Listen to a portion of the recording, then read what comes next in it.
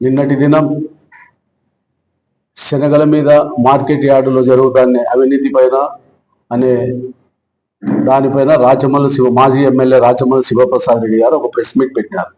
ఆ press meet గాను ఇది మేము మాట్లాడతాను. దాంట్లో ఏమన్నాడు, ఆడ జరిగే ప్రతి విషయము కొండారెడ్డికి, మన ఎమ్మెల్యే అయినాడు నంద్యాల వరదరాజరెడ్డి గారికి ఇవన్నీ తెలిసే జరుగుతున్నాయట.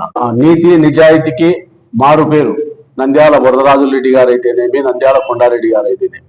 ఇక్కడ ఈ పెద్ద 30 ఏళ్ళ రాజకీయ జీవితంలో ఏ రోజు కూడా ఏ చిన్న తప్పు చేసినట్టు కానీ, ఏ విధంగా ఎక్కడ కూడా ఏది లంచగొండితనం అనేది కానీ, ఏ పొద్దు ఏది చేసిన దాఖలాలు లేవు. ఎక్కడ ఇంతవరకు ప్రొద్దుటూరులో ఎవరు ఆ మాట ఉచ్చరించలే.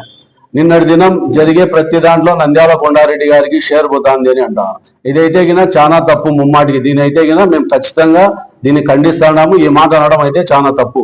ఎందుకు అంటే గిన ప్రెస్ మీట్ పెట్టే తెలుగుదేశం పార్టీ అని అంటాడు. ప్రవీణ్ రెడ్డి ఏమన్నాడు, ఇది తెలిసి పెద్ద ఆయనకు తెలిసి జరిగిండదు అని అంటాడు. ఆ మాట మాట్లాడేటప్పుడు 1-2 సార్లు ఆలోచన చేసి ఆయన ఆ మాట చెప్పినప్పుడు ఈయన వాళ్ళు తీసుకుంటున్నారని చెప్పడం అయితే ముమ్మాటికి తప్పది. తప్పు చేసే వాళ్ళు ఎంతో మంది ప్రొద్దుటూరులో ఉన్నారు. గతంలో జరిగిపోయిన పాలకులు ఎవరెవరైనా చేసేది ప్రొద్దుటూరు జనాలకి అందరికీ తెలుసు. తప్పనేది ఏదైనా నంద్యాల వరదరాజరెడ్డి గారి కుటుంబం అయితే చేయదు, తప్పు చేయదు, అవినీతికి పాల్పడదు. అవినీతి అనేది వాళ్ళకు నచ్చదు. ఆ పనులు అయితే చేయరు. ఇంకొకటి, రైతులకు మోసం చేస్తున్నాడు. 200 రూపాయలు 50 కేజీలకు 200, క్వింటాలకు 400 రూపాయలు తీసుకుంటున్నాడు. అదైతే చాలా తప్పు. ఎందుకంటే కూడా సంచి వీళ్ళదే, మార్కెట్ కమిటీ వాళ్ళ తరపునే సంచి వీళ్ళే తీసుకోవాలా, గ్రేడింగ్ వీళ్ళే చేపియాలా, భోజనాలు వచ్చిన రైతులు కూడా వీళ్ళే పెట్టాలా. ఇవన్నీ జరిగేదానికి ఒక మనిషి వచ్చి ఒక 50 కేజీలు బస్తా తయారు చేసినాడంటే 120 రూపాయల నుండి 130 రూపాయల దాకా ఖర్చు అవుతుంది. ఒకవేళ మిగిలింది 150 రూపాయలు ఇస్తే 20 రూపాయలు మిగులుతుందా, 30 రూపాయలు మిగులుతా తప్ప ఎవడైనా కూడా ఒక పని చేస్తానంటే ఆ పనికి ప్రతిఫలం ఆశించే తీసుకొని వచ్చి చేస్తారు తప్ప అది 400 తింటాడు, క్వింటాల్కి 800 వస్తుంది అనేది ముమ్మాటికి తప్పు.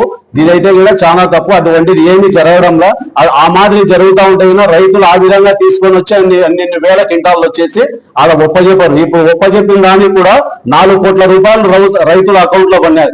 గతంలో మీరు చేసినప్పుడు ఎంత మటుకు రైతులకు శరీరాలకు డబ్బులు కట్టారో మీకే తెలియాలి, ఏమాత్రం కట్టినారు రైతులకు డబ్బులు అనేది.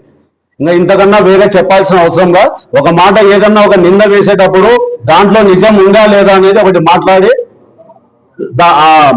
చెప్తే దాని అయితే చాలా బాగుంటుందని మేము ఈ ప్రెస్ మీట్ ద్వారా విలేకరుల ద్వారా వాళ్ళు తెలియజేస్తాం.